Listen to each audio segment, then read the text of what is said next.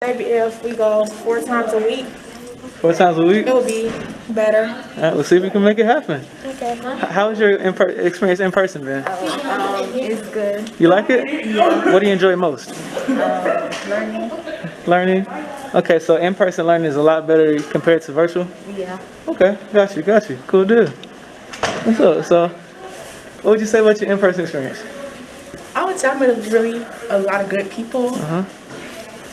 It is fun, but sometimes it can be boring. Okay. I understand that. Cool.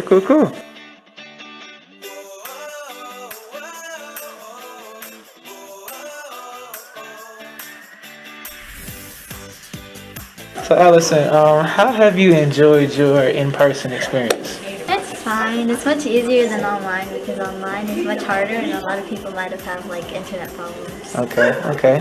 Do you feel like you were able to, just what have you liked that? Has it been a big switch from elementary school? Not really. It's just the same, just different buildings. Okay, cool deal. And what are you looking forward towards next year? Just, I don't know. I don't know. Okay. We'll Just see. another grade. There we go. If you need science, that's only for 8th grade, so that would be on June 2nd, but that doesn't affect all of you. Okay, so How has your experience in person learning been? In person has been actually pretty fun. Uh-huh. I get to actually socialize and talk to people instead of on virtual. I guess I find it a little easier for me to do my work. I'll get it done faster Yeah. instead of waiting for it at the last minute. Cool. So that's a big positive for me. Okay. Has it been a big switch from elementary school? Not really. No? Nope. That's good. Okay, good deal. I feel like in person is better than virtual because outside you can play with more people. You can actually make sure that you're doing all your work with no distractions at home. Yeah. The internet problems are not as bad. And there's a lot of friends here. Uh-huh. And I like talking to people while I have my lunch. There we go. That's nice. I like that too. Okay, good deal.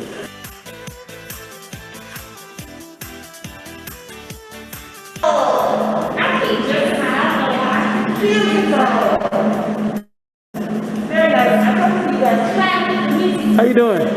Alright. Oh, I should come around. It's okay. Alright. Do we know what's next? Yes. Yes. Okay, so everybody knows the 7th, 8th, because it's very good. You know what? Say what? Okay, we do. I know. Alright. This is very important. Everybody knows 7th and 8th. Alright, so the first movement that you're going to have to do is step with your left foot and your arms are coming down. Left, together. And the right hand comes up. So your feet should be together. Are my feet together? Yes. Let's start over. You're stepping in your leg. So we're stepping with the left and the right arm is staying up. 5, 6, 7, 8. 1, 2. One more time. Step to the left and make sure your arms go down and then come up, okay? 5, 6, 7, 8. 1, 2. There you go. The next thing you're going to do here, from here, you will step on the right foot and your left arm goes down, up. And you jump to the left. Very good. Very good. You can do that again. So from here, you're going to have to step with the left foot as your arm comes up. You can actually do it with me. So you step with the left foot as your arm comes down. So actually step with your left foot.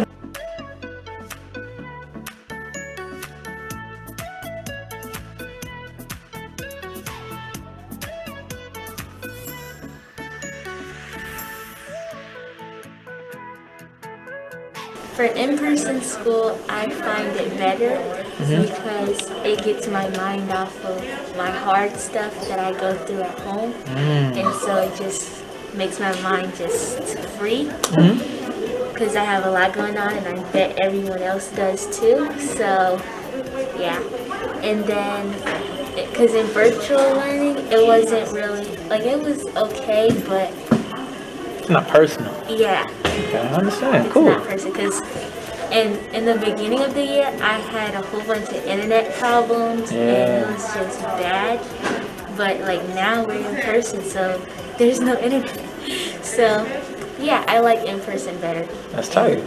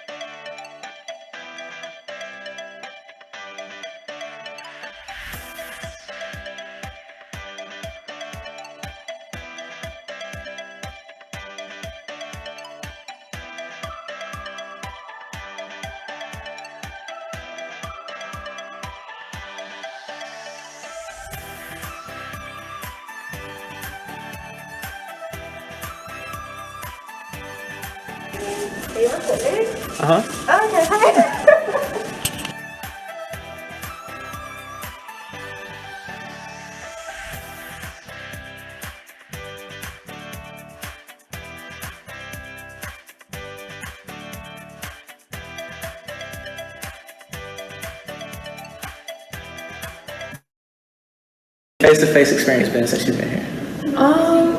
It's definitely been something different since, I've been homeschooled like my whole life until like last year. And it's definitely been something more fun because I thought it would be different because of COVID. Yeah. But it's been fun. Okay, that's cool. That's cool. And do you feel like you've been able to like really meet new friends or just have a good relationship with people around here? Yeah, before I went into in person, I had about 2 friends here. Yeah. And then I met a lot of new people, but I do also understand why it could be hard to make friends since not a lot of people. It's not face to face. Yeah, so I do understand that. Cool. That's cool.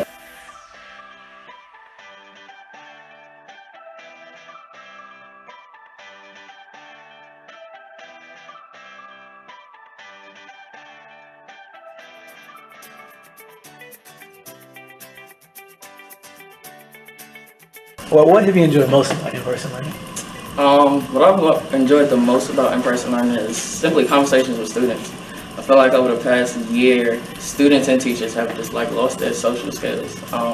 One of the things that I've enjoyed most about teaching is the relationships that I'm able to build. So just being able to talk to students and really connect has been my favorite part. And it's more personal now because we don't have as many students here. Like today, a 6th grader who I met the first time came up to me and was like, "Hey, can you take me outside?" Mm-hmm. And she was the only person here, so I was like, "Sure." And I don't really get opportunities like that. Well, you don't get opportunities like that virtually, and that's just the connection part is what was missed.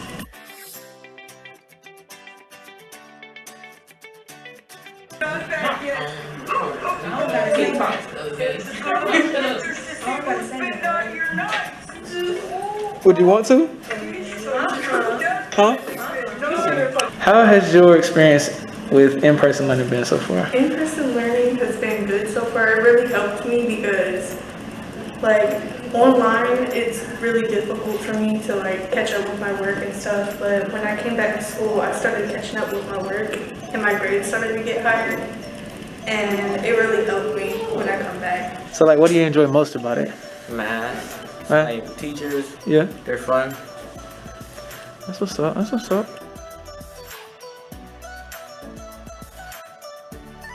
Tell us, how has your experience in person been since, coming back? It's been very good. It's just it's more quiet and more it just feel good to be back in school. Okay. Yeah. What's up? Way much better. All right. So you feel like you're able to focus more? Yeah. Okay. That's what's up. How are your art skills? Trash.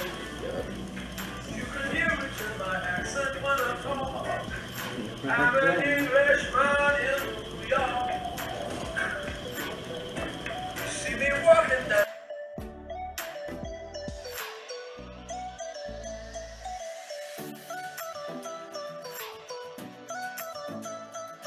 So how have you liked in-person learning since we started back? It's alright. I had to come to school because like I wasn't really paying attention on the computer. So I had to come in person Yeah. to concentrate more.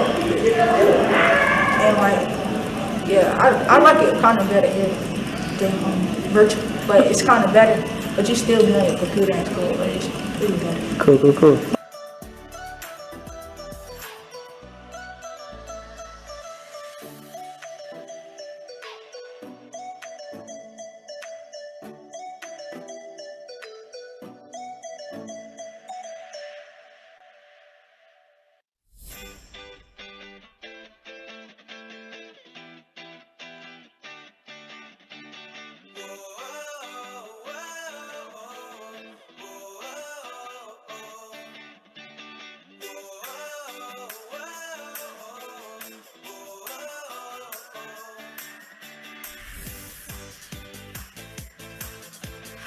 So how's your experience been with in person? My experience was really good, honestly. I had a lot of fun with the teachers and we made a bunch of videos.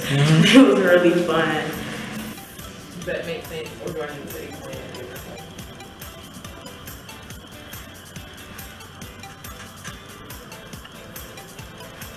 Yay, nay. Okay, explain it again. Alright, so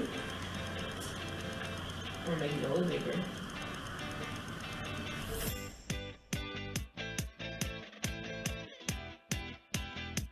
It was good because I needed extra help for my work and stuff because I wasn't doing good and stuff. So I had to come here, but I didn't want to come, so I had to come anyways. I think it was a good decision for you.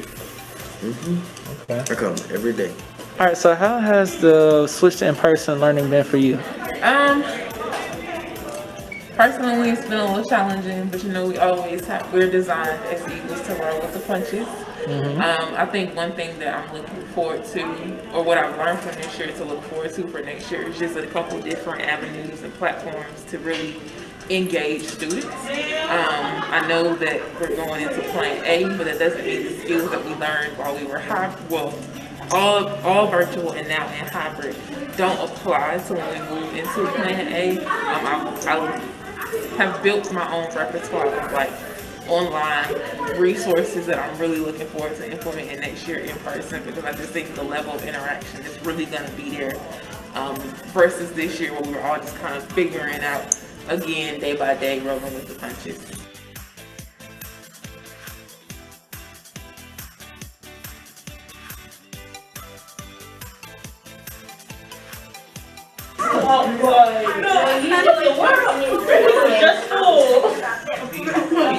I got you. Alright, so talk to us. How has your experience in person been? Hey, it's been alright, you know. I got my work done. I was doing bad before I came here, ain't gonna lie. Okay.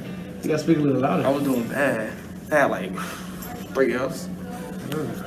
I finished all my work though. Okay. I'm not on the game all day like I was when I was at home. I got the house. I'm not lazy anymore. So that's what's up. Come to school. Alright.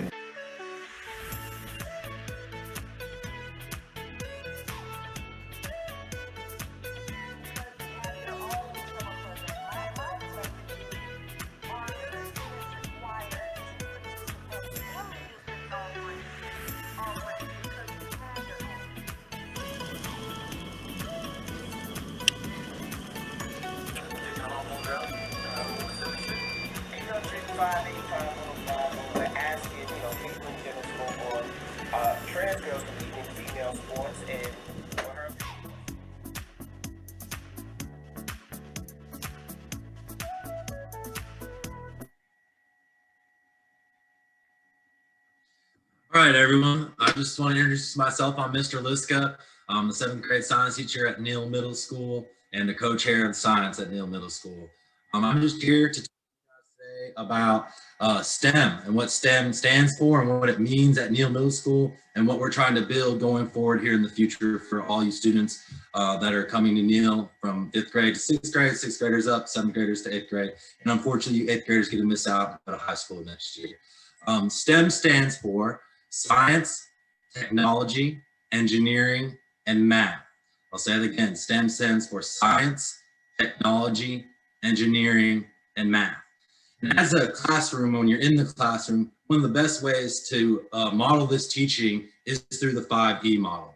So I just want to talk a little bit about what this 5E model looks like in the classroom. It's a constructionist theory of learning, which suggests that people construct knowledge and meaning from experiences. What that means is it's going to be more reflecting of activities. It's going to be students being hands-on. It's going to be students working together in groups, students working individually, students asking questions that they may not understand and getting help from teachers and other students, that zone of proximal development where they might learn from another student. So this, according to the subject matter expert, is an educational movement such as inquiry-based learning, active learning, experimental learning, discovery learning, and knowledge building. These would all be variations of constructivism. So in the classroom, the first way that we look at constructivism in that 5E model that we are going to hopefully present coming into the future and this summer at the STEM summer camp, that is engaging students. This is a phase where the teachers work to gain an understanding of the students' prior knowledge and identify any knowledge gaps. It's also important to foster students' interest in this area to better ready them to learn. So teachers might task students with asking opening questions or writing down what they already know about the topic. This is also when the concept is introduced to the first time for the students. So that is the engaging part of it. The next step of the 5E model would be exploring. During the exploration phase, students actively explore the new concept through concrete learning experiences. They might get asked to go through the scientific method. And they might be able to have to communicate with their peers and make observations. This was where students are working hands-on in the classrooms. And I have some examples of those coming up here in a little bit. The third E of the 5E model would be to explain.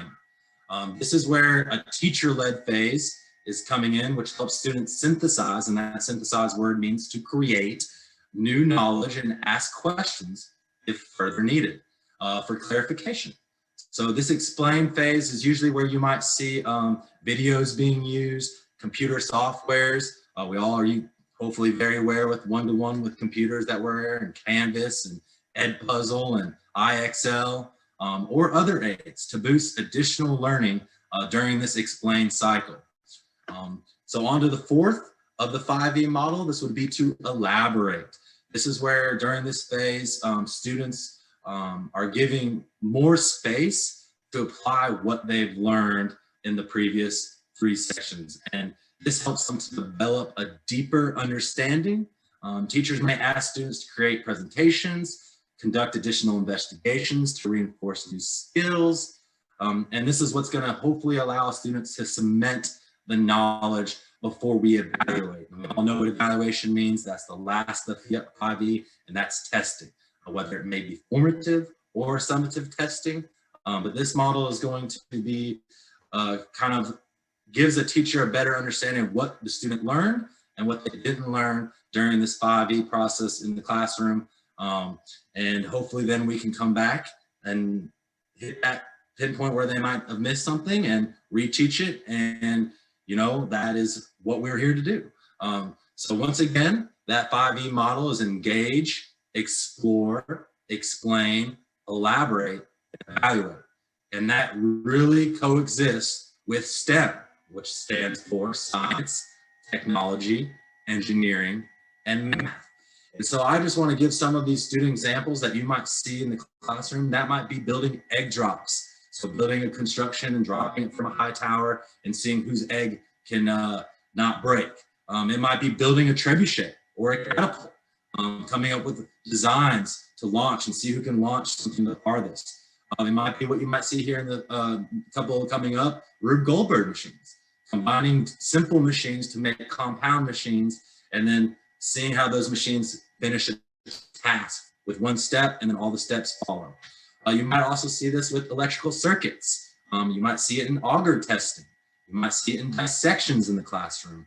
You might see it with building weather stations or fossil digs, or in 8th grade, building bore models, acid-base testing, and many more examples. Those are just some of the few that you might see in an actual classroom, which hopefully going here in the future, you will see this summer and in next year. So to finish this all up, talking about STEM and the 5E in the classroom and what STEM stands for, as we remember: science, technology, engineering, math. This is one of the biggest growing fields for students and for educators alike to grab a job in. So I just want to tell you some of these facts. This is from Deloitte Review. They say that according to their association in manufacturing, there's going to be 2 million manufacturing jobs that are expected to go unfulfilled by all the way through 2025 due to a skill gap. So this skill gap comes in from science, technology, engineering, and math. And also, according to the US Bureau of Labor Statistics, they project that occupations in the STEM field are expected to grow by 8% by the 2029. That's compared to 3.7% for all other occupations. So that's literally almost a 50% difference between all other jobs and STEM-related jobs. So that's why Neal's a very, very important school to be at. That's why we're pushing STEM programs. We're pushing STEM in the classroom, and it's very, very needed. It's going to be needed going into the future for these children to learn and build and grow as an individual out in the real world. And those real world scenarios where they might get jobs in, or they might want to look to see, if they have an idea of, they really enjoyed this project of STEM. I'm just going to talk about some of those STEM jobs. One of those would be a computer system administrator. An administrator ensures that network performs are designed every day, helping to install and support various communication systems and tools. Mr. Wiley at our school is one of those perfect examples of a computer systems administrator. He's dealing with administrating anything that goes wrong. He's there, technology, and he'd be a great person to go and talk to if you have any interest in that field. People in this field, usually on a median salary, make $81,000, and it's expected to have a 6% growth by 2026. The second would be a computer network architect. An architect works for companies, it designs, it constructs, and it maintains a variety of communication networks. So this is also supposed to have 6% growth and has a median salary of $104,000. So these are some big money jobs out there. Another one, which I know a lot of the kids I've talked to in my classroom are very, very interested in, is web developing.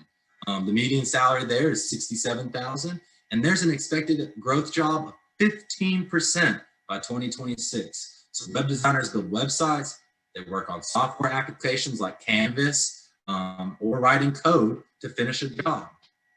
They also may specialize in the front end or the back end of web development. Fourthly, we have a database administrator. These professionals set up databases according to a company's needs and ensure they operate efficiently and securely.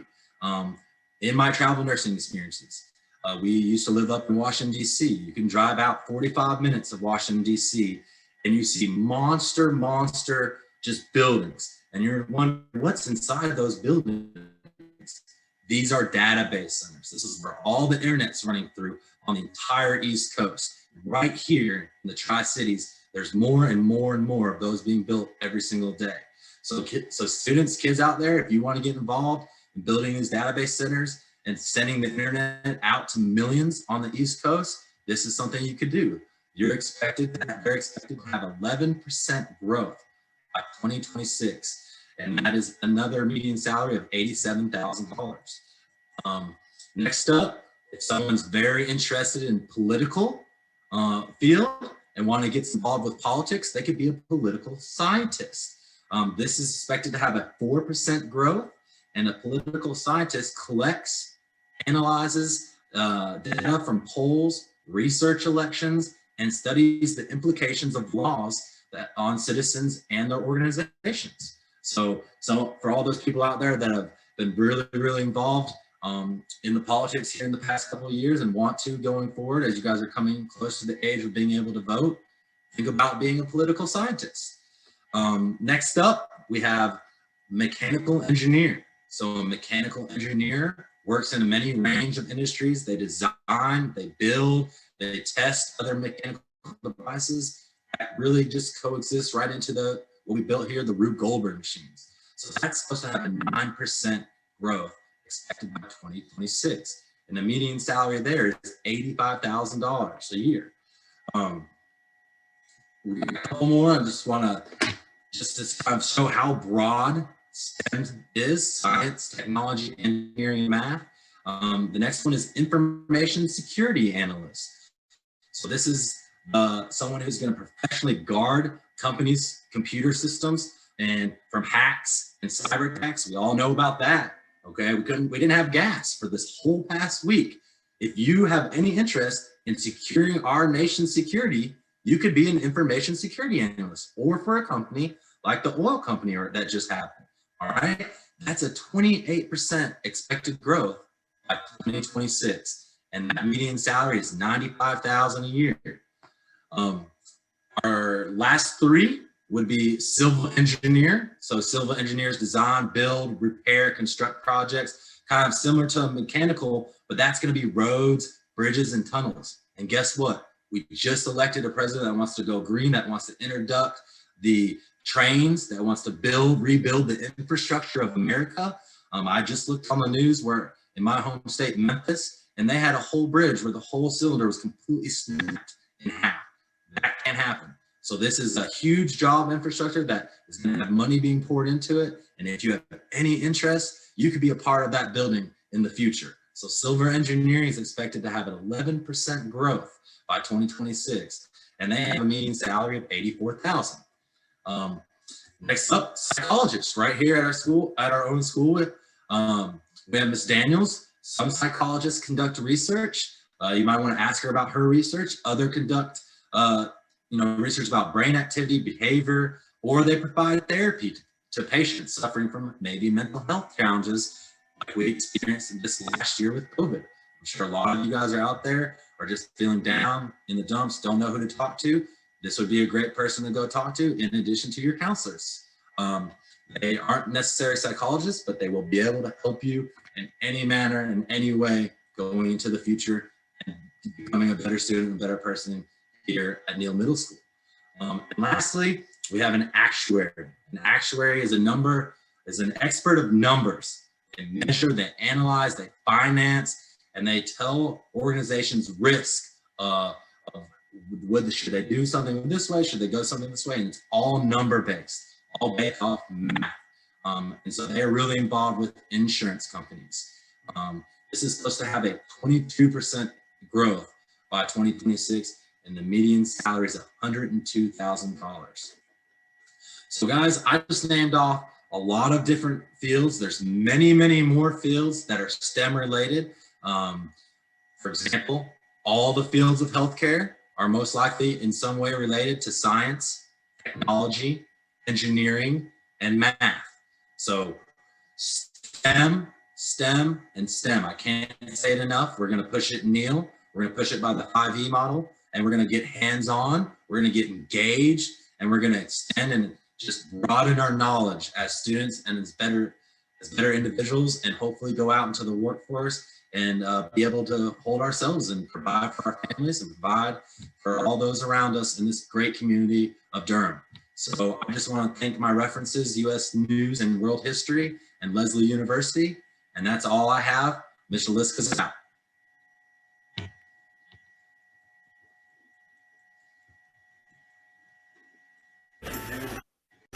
One more underneath there, maybe. You might be able to get it.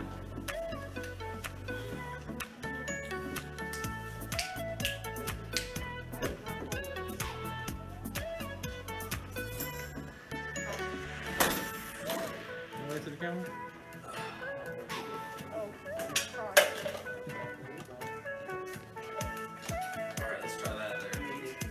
You made it? Right on.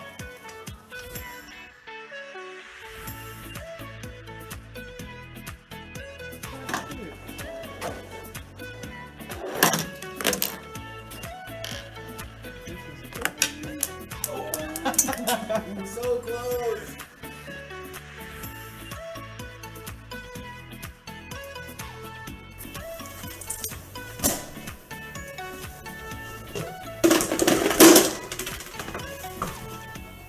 All right, it worked. Good job. From the first try, too.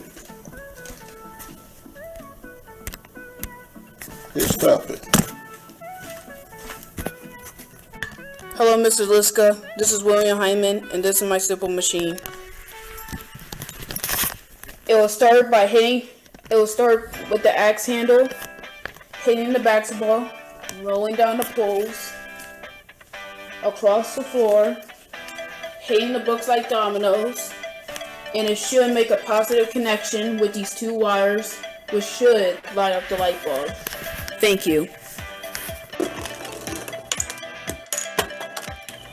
It worked!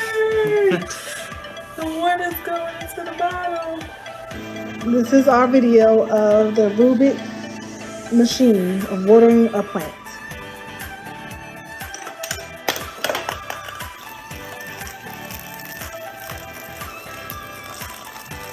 Hi, my name is Jaden, and my Rubik Over project is called the Watering the Plant Machine.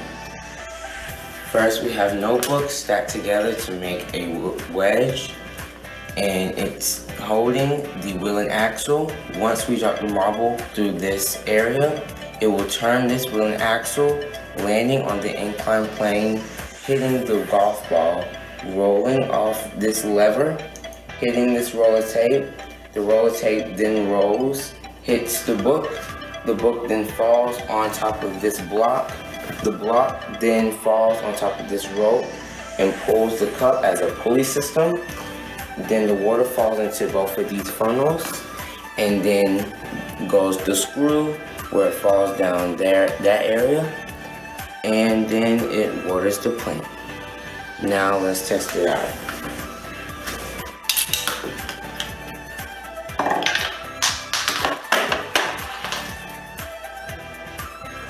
And it worked. A lot of wheel and axle, I like it.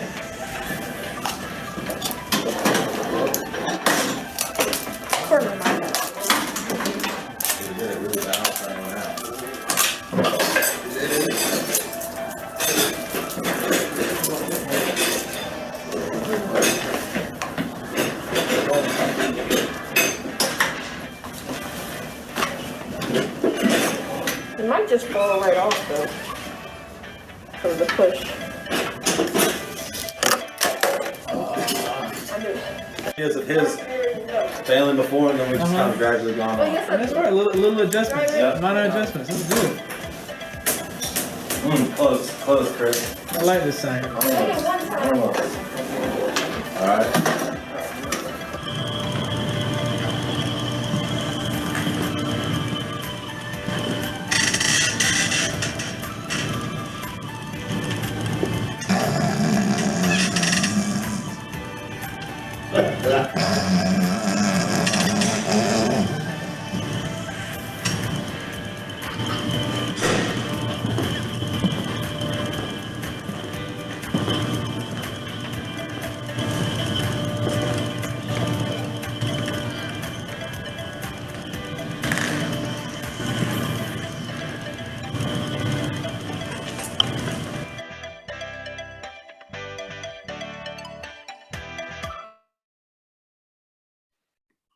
All right, so I think we should give a good round of applause and thank everybody who participated in our video.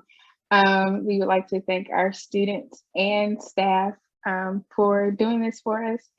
And it has been great being back in the building. So now I have the pleasure of introducing our guest speaker for the evening. And it is an honor and a privilege as she is my mentor, and I personally think she's the greatest. So, you know, if I'm biased, I'm sorry. But Dr. Caressa Gerald brings a diverse academic perspective to North Carolina Central University. She grew up in Winston-Salem, North Carolina, and matriculated through college in Greensboro, North Carolina, with a strong background in agriculture and animal science. As a pet nurse, she gained an appreciation for the clinical side. She was trained as a biomedical researcher with a focus on pulmonary pathology related to environmental exposures as a graduate student and postdoctoral research associate. Dr. Gerald also has experience teaching at the preschool level and has taught high school biology, earth science, and physical science. She received her undergraduate degree animal science from North Carolina Agricultural and Technical State University. Shortly after the completion of her undergraduate studies, she pursued a graduate degree in animal health sciences. Upon completing her master's, she returned to commence her doctoral studies in energy and environmental systems.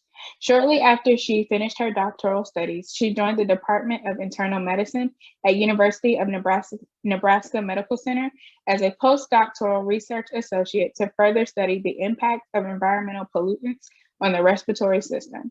Dr. Gerald enjoys teaching and values educating others. She has taught in several capacities, but thoroughly enjoys engaging with the individuals of various backgrounds she has encountered at the collegiate level.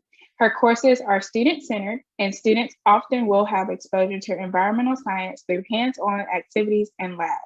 When Dr. Gerald is not working, she is engaging with the community through functions at her church and nonprofit organization, ILASS, where she serves as a board member. For leisure, Dr. Gerald enjoys kickboxing, reading, and writing. So please join me in welcoming our speaker for the evening, Dr. Gerald. Thank you. Thank you for having me. I am enjoying learning more about Neal Middle School. So I am very thankful that Miss Morgan Watkins reached out to me. And hopefully you guys know that she was my student, my graduate student, just a few years ago. So this is, where you can end up. There's so many different ways you can, of course, you can end up in STEM and different careers that you can, of course, journey and become a part of. So I'm going to just tell you a little bit about myself, and thank you for reading the bio, Morgan, because a lot of that is going to be covered in the presentation, so we won't take too long on it. But this is Winston-Salem, North Carolina, and that is where I was born and I was raised up until high school. And this is a picture of me down in the left-hand corner with my rabbit, Zach, in the backyard. And I was thoroughly in love with animals. I loved all types of animals. I had rabbits and birds. We had hamsters, guinea pigs, fish, hermit crabs. I had a ball python in college. So I love almost every animal. Right now we have a turtle. So right now I have 3 kids. So only 1 turtle right now. But I loved animals a lot. One of the big things that I really, really enjoyed as a child was dinosaurs. And so there's a picture over here on the right-hand side with me and my son. We're at Universal Studios a couple years ago at the Jurassic Park entrance. And this is really how I started to enjoy animals and learning more about animals, was looking at fossils and understanding dinosaurs and trying to relate dinosaurs and birds of today and things like that. And so I really enjoyed learning about the animals of the past, prehistoric animals, as well as animals in the present day. So I went to North Carolina A&T and I studied animal science as an undergrad. And when I was at A&T, I began doing research with a nematode called C. elegans. And I'll tell you more about the C. elegans in a little while. And from then on, I realized, maybe I don't exactly need to be a vet to help animals, because I wanted to learn more about animals and I wanted to be engaged with animals. But I realized, I could do research with a nematode, which was an animal, and learn more about how I can help livestock and livestock with parasites and their parasite loads and things like that. And so I decided that I would, stay on at A&T and do my master's work. And I was a master's student in the animal health science program. And while I did my master's in animal health science, I was a pet nurse at Banfield, the pet hospital. So many of you probably have seen the pet hospitals that are located inside of PetSmart. And so I worked at that pet hospital that was in Greensboro for Bridgeford Parkway.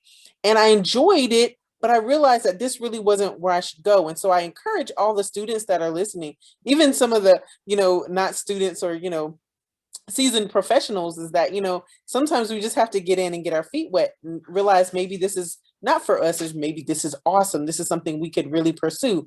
And so sometimes you just have to experience these things to understand that. And so I did that for a couple of years, and I realized I really enjoyed learning about animals, but I could help animals in other types of capacities as well. So after I completed my master's in animal health science at A&T, I then applied to a program. So I was an intern at North Carolina State University in Raleigh, and I really enjoyed it. And it was kind of like a bridge program to help me get ready for my PhD. And I really enjoyed it. And I said, hey, you know what, let's get this PhD done. And so I realized I could still be a doctor, even though I didn't go to vet school. I could, of course, learn more about animals, learn more about my environment, and how I could, of course, incorporate some of that into my research. And so I stayed at A&T and I conducted research as a doctoral student for my energy and environmental studies degree. Next slide, please. So after I completed my studies at A&T, I journeyed way, way out west to a town called Omaha in the state of Nebraska. And people say, wow, why did you go so far away? And sometimes you have to, get out of your surroundings and be a little uncomfortable. You hear about the story of the caterpillar and how you kind of get uncomfortable. The caterpillar gets uncomfortable because they're going into the chrysalis, and so they're about to become a butterfly. And sometimes that has to happen, and that had to happen for me to understand, where I needed to go to next. And so I had to get uncomfortable. I had to become very uncomfortable, and I had to journey all the way out west to enjoy a postdoc at the University of Nebraska Medical Center. I did a lot of awesome research at the University of Nebraska Medical Center, looking at airway diseases and studying how alcohol affects the lungs and the airway and your trachea. And it was really, really awesome because I was able to meet lots of different people, a different population of people, a diverse population, and understand, that all around the country, there are different types of events or different types of environmental contaminations that could affect people. And so I really enjoyed Omaha. However, I was really, really far away from home because remember, I grew up in North Carolina. So about 18 hours away is where, of course, most of my family was. And so I was homesick, and it became really, really cold in Nebraska. So their winters are very brutal, and there was a lot of snow. So I decided that, maybe I should come back home. And so the next stop on my journey was actually at NCCU. Slide, please. So I interviewed for a job down here in Durham, North Carolina. So I became a part of the Eagle family in 2016, and I am in the Department of Environmental, Earth, and Geospatial Sciences. And you had a professor that educated that just gave you so much information about STEM. And that is so awesome because there are so many opportunities and capabilities for, of course, most of you all to, of course, take advantage of. And so you should definitely think about how you can become a part of STEM. And don't think of it as just one kind of flat, solid, 2D model. There's a 3D model to STEM. You can, of course, become a part of the environmental sciences, but also work in the earth sciences and also in biology and ecology and math and physics. All of those kind of really intertwine, chemistry, all of those different disciplines that really intertwine really well in STEM. So there's really not ever a time when you probably will not engage in STEM. And so it's definitely a rising field. And I really encourage all of you to try it out. Just try it out. Even the small stuff. Like I loved enjoying watching your experiments, trying to figure out how you could, of course, water the plant. I thought that was so awesome. And so I definitely do some of that with my students. So please look into more STEM and more STEM types of careers. Slide, please. So as an assistant professor, I'm going to tell you a little bit about what I do. So I teach 4 courses a semester. I also conduct research. I mentor students like Miss Morgan Watkins here at your school. And I also engage with the community, and I have an outreach component. Slide, please. So teaching. So I teach a course, and this is, of course, the sign for recycling. So I teach a course on environmental sustainability. I also teach a course on environmental law, which is really big nowadays, especially with environmental equity. So we want to make sure that everyone has the same access to clean air and clean water. Even the soil needs to be clean. We don't think about that, but of course the soil and the water and the air always mix and mingle. And so we definitely want to make sure that those stay nice and clean for every individual on this globe. I also teach earth science. So of course, there's a volcano. Most of my students love learning about earthquakes and volcanoes and the cool stuff. And then we have some pills at the bottom because I teach a toxicology class. And Miss Watkins will definitely tell you about the toxicology class. She was one of my first students when I became a professor at NCCU to take my course. And she really, really liked it. And that's kind of how she became a grad student. She thought it would be really fun to engage in a graduate career in toxicology. Slide, please.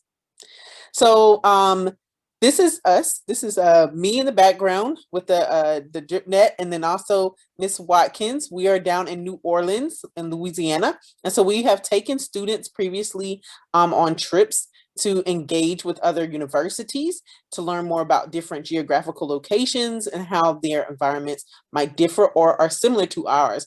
And so we're actually on the estuary out at Lake. So this is actually on the Southeastern University environmental station. And so it was really interesting because we were looking at the biodiversity of the area. And so we use the drip nets basically to dredge and look at different microinvertebrates. And so that's us out there. And I think Miss Watkins had a little fish in there, a little shrimp or something that she had caught. And so we were investigating some of those small microinvertebrates in the estuary. Slide, please. A part of this project and this trip was a really cool opportunity that we had the opportunity to take advantage of. And a lot of times after Christmas, people have Christmas trees, real Christmas trees that they throw away. And so down at the bottom, you see all that kind of brown stuff. Those are actual Christmas trees that people, of course, discarded after Christmas. And this is taking place in March. This was a spring break trip.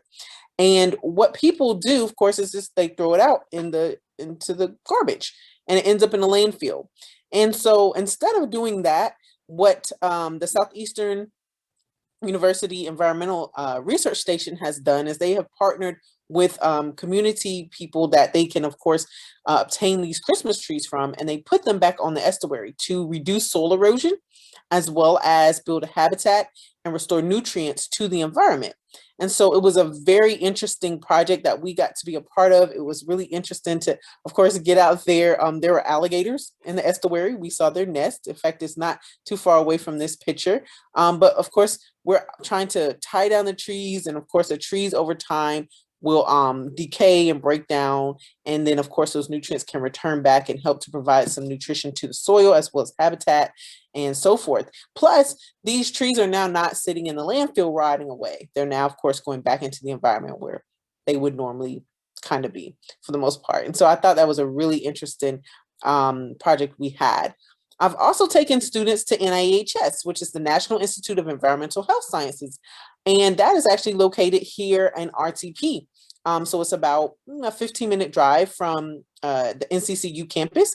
And it was really interesting to take the students on a trip over there to see people working in the labs, trying to determine how, of course, different environmental contaminants or toxicants can affect your health, how it affects the environment.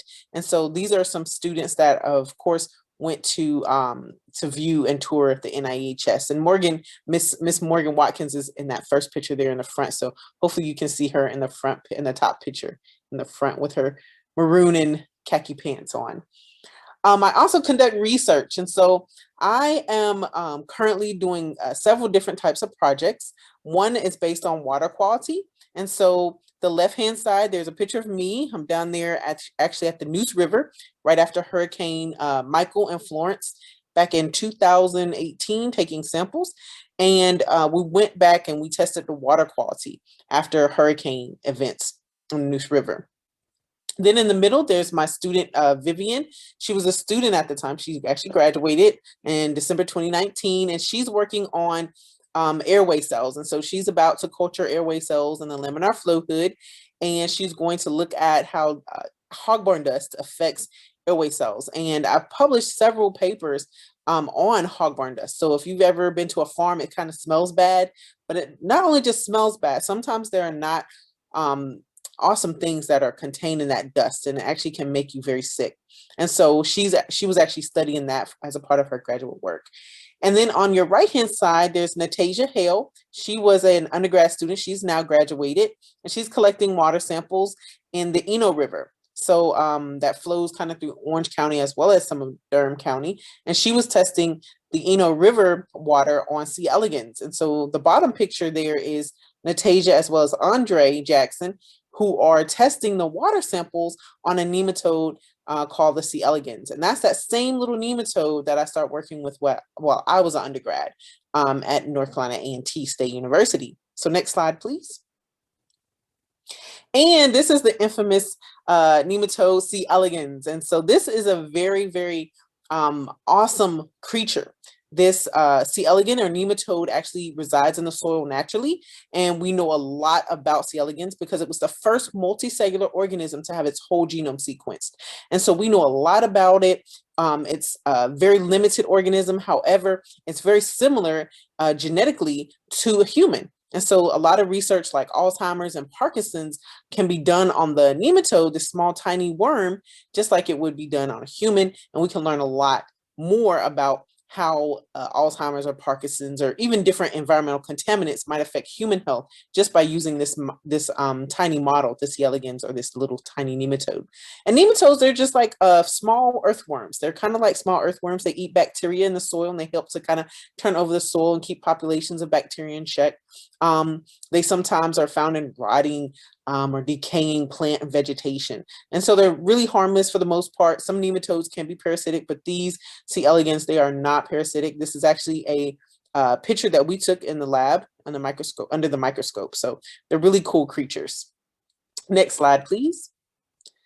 Something that you might want to know about is what do geoscience students do? And so just like the trip that we took down in New Orleans, other students have taken trips to California on their spring break, and they've helped to build solar panels on low-income housing. So of course, solar panels are renewable energy. And so we of course use the energy that we've been provided with through the sun, and that helps to reduce the cost and the use of using, of course, other types of energies such as coal and natural gas and so forth.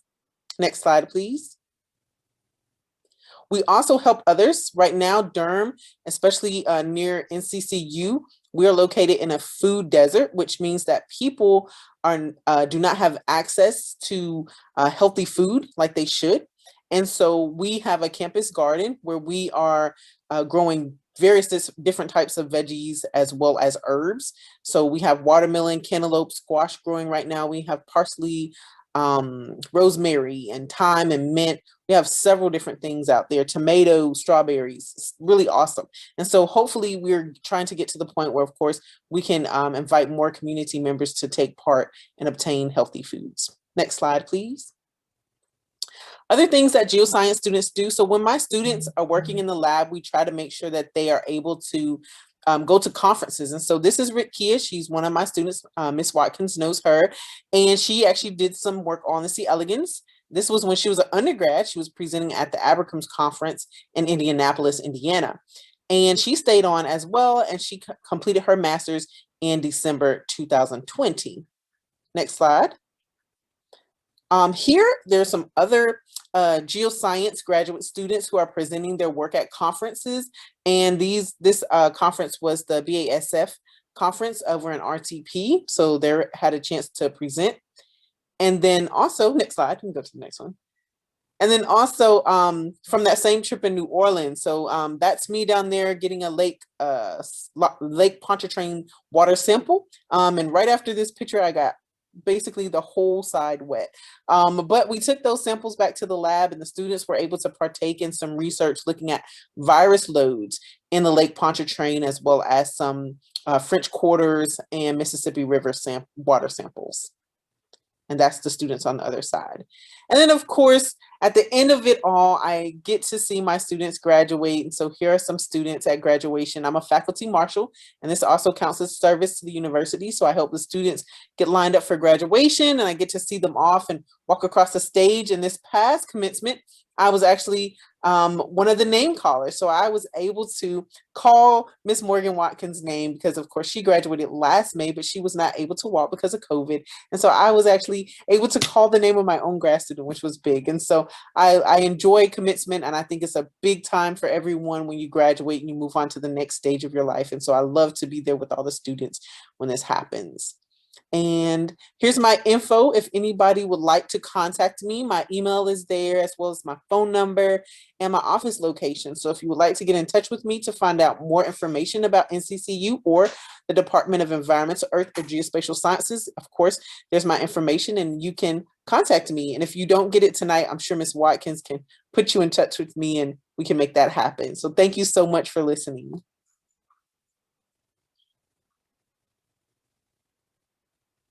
Yay, thank you so much. Thank you. I hope you guys enjoyed her. I told y'all she's the best. And we appreciate you for coming tonight. So, hey kids. Thank you. Yes, thank you again. Thank you again, Dr. Jared, and thank you also, Mr. Liska. It's really, science is really important, as we see. I really enjoyed some of the stuff that y'all, presented tonight. So I hope that the students that are out there and students that will see this recording take up both of those in this interest. So to move forward, without further ado, really want to give appreciation to all and everybody that's been a part of this event tonight, with a special appreciation for our administration. So without further ado, a quick video just to show our appreciation.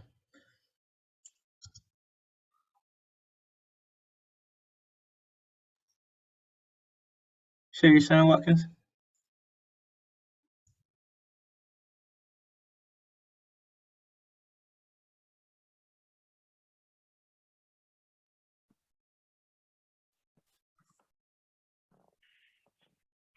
Can you hear it now? Apologize. That was my fault.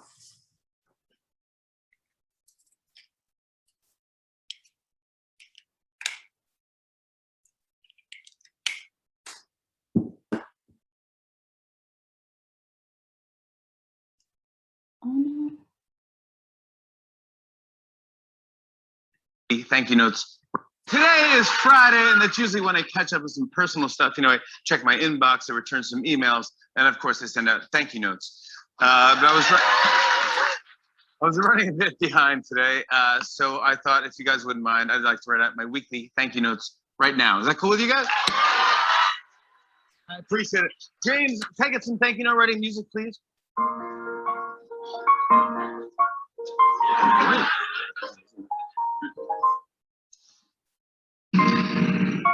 Thank you, Miss Hannah, for all you do with electives, carpool, clubs, and tutoring, and answering all our many questions. I'm so glad you work here. Thank you, Ms. Scott, for bringing such technological innovations to Neal during the pandemic. With your creative videos, Bitmojis, and amazing news schedulers, we can always count on you at the carpool lane. Thank you, Mr. Covington, for always being so excited and eager about all of our meetings, especially the MTSS one. You always want to be the first person on and the last one off. Let me know if you're interested and I'll try to squeeze in a few more next year. Thank you, Mr. Biggs, for being our go-to staff meeting DJ, social media hype man, and podcast innovator. Hashtag we are Neal Middle.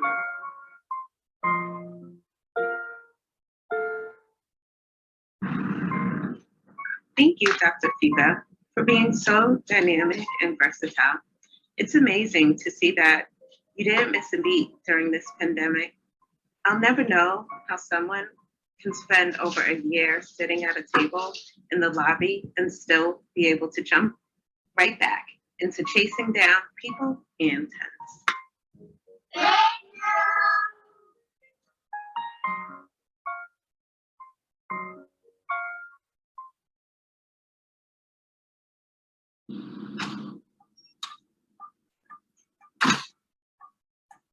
Hello there.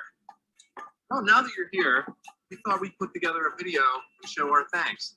And I'd like to thank you for your trust and confidence you've put in us. And thank you for the trailer life. Thank you for supporting and understanding electives. Thanks for welcoming the new teachers and giving us a strong foundation. Thank you, admin, for supporting our curbside library program this year. Thank you for helping us have a safe transition back to school this year.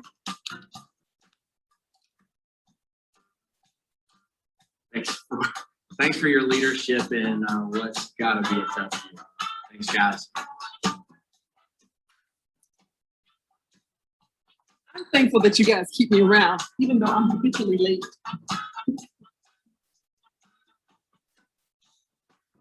Just want to say thank you to my administrators for such a great job.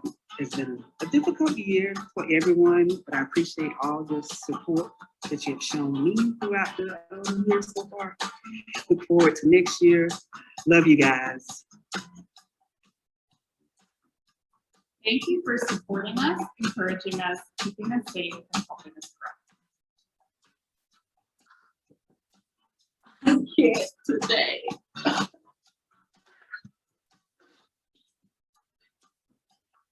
Thanks for giving us the day out to get soon be too. Gracias por hacernos a todos una familia. Thank you for making us all a family. Stop talking in this room. This ain't bad from last year. But I do want to thank Dr. Duke and administration for allowing me to paint the bedroom and cover up years of collective student work, illustration, and poetry, if you know what I mean. Thank you for the opportunities that you have provided to us. Thank you for giving us space and grace during these difficult times. The elected team simply wants to thank you for just being you. We appreciate you.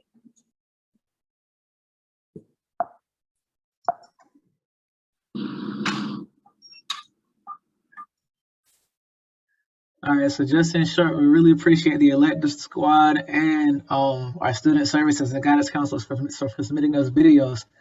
So just a small token of appreciation for the huge amount and the large amount of work that you do for us. So we appreciate our admin, front office staff, and the whole crew.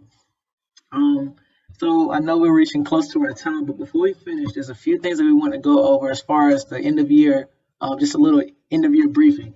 A few of those things are going to include some announcements about the EOGs that will include the calendar and certain instructions so our parents and our students know how to conduct themselves over the next 2 weeks.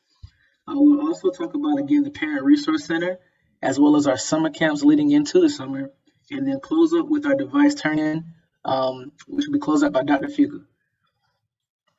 Our next video, give me 1 second to pull that up.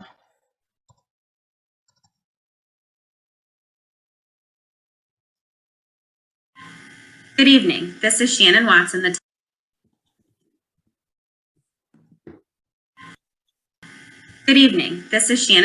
testing coordinator at Neal Middle School. I wanted to share some information about EOGs with everyone.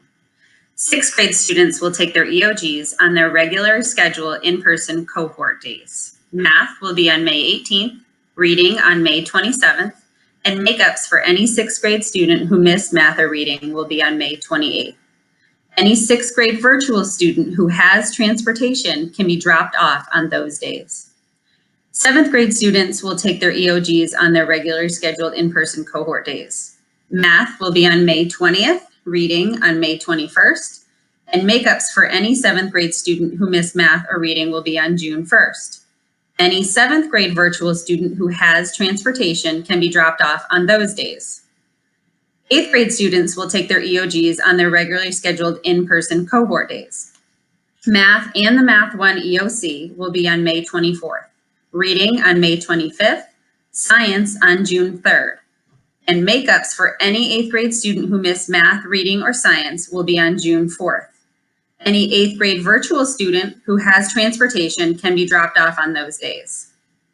Virtual students who need bus transportation and signed up for transportation on the survey by the due date of April 26th will take EOGs on Wednesdays. Math will be on May 19, reading on May 26, Science 8 and makeups for math and reading for virtual bus students will be on June 2nd.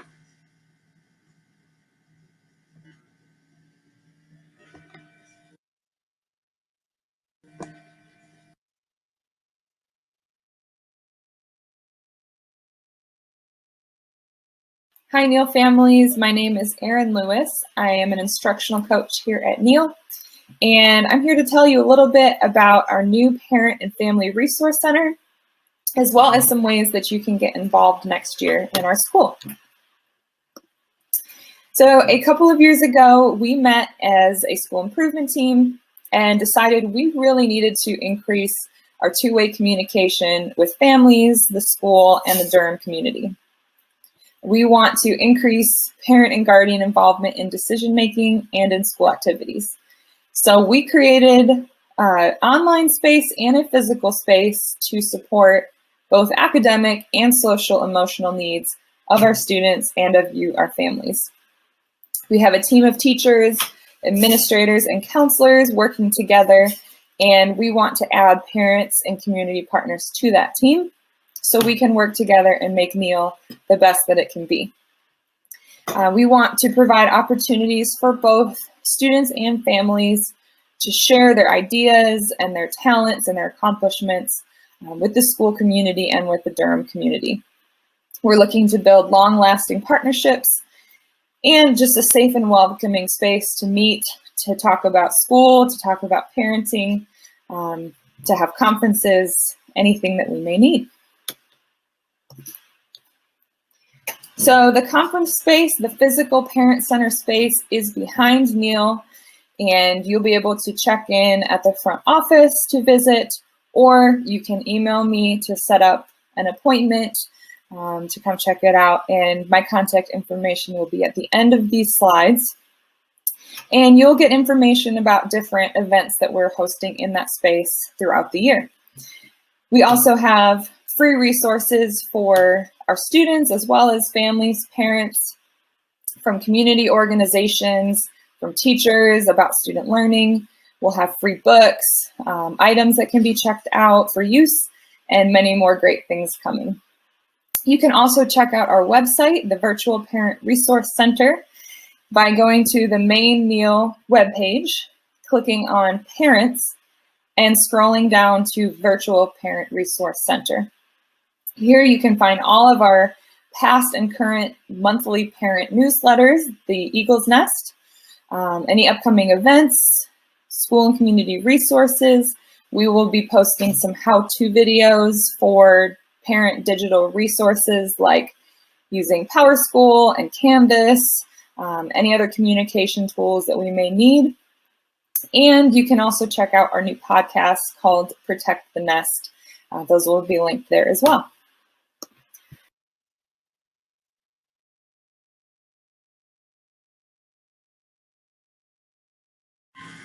Good evening. This is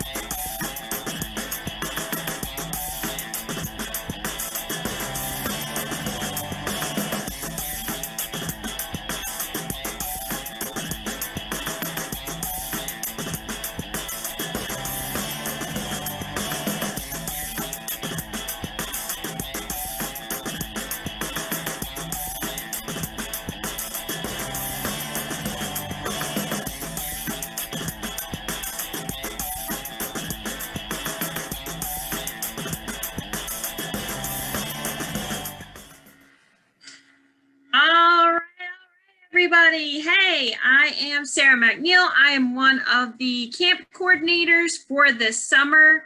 I am so excited to introduce camp to everyone.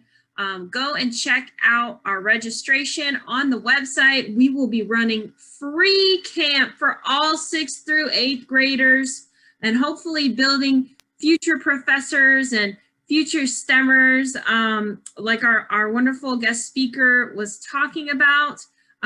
You can see we will be all throughout the month of June and July. If you can go to the next slide. And we're going to be having a ton of amazing things going on. Go to the website and register as soon as you can.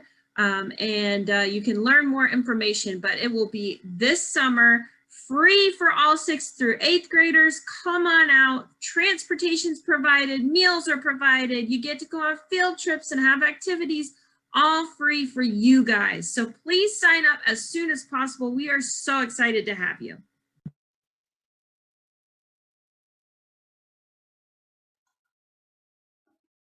Thank you again. Thank you again. Dr. Fuga? Yes, absolutely. Guys, I just want to say thank you to Dr. Gerald for coming on and sharing all that great information. Again, thank you, Hankins and Watkins, for putting this together and organizing all this. Liska for your participation, Mac, Lewis, the counselors, and all the elected folks for the videos. What a great way to show off the stuff that's going on at our school to end this year. I know this year, again, has not been normal.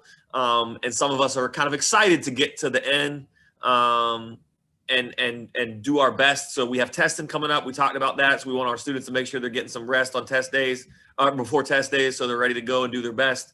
But tonight was a great showcase of all the great things. Thank you to our students that participated and all of our staff that engaged. Excited to finish out the year, but also very, very excited to move forward and get all of our kids back in the building. Make sure you apply for our summer camp. We want to get about 200 kids in the building every day for those 5 weeks. And that'll roll us right into the fall when we get back to normal. So thank you guys, everyone. Have a great evening. And always remember to protect the nest and rise up here at Neal.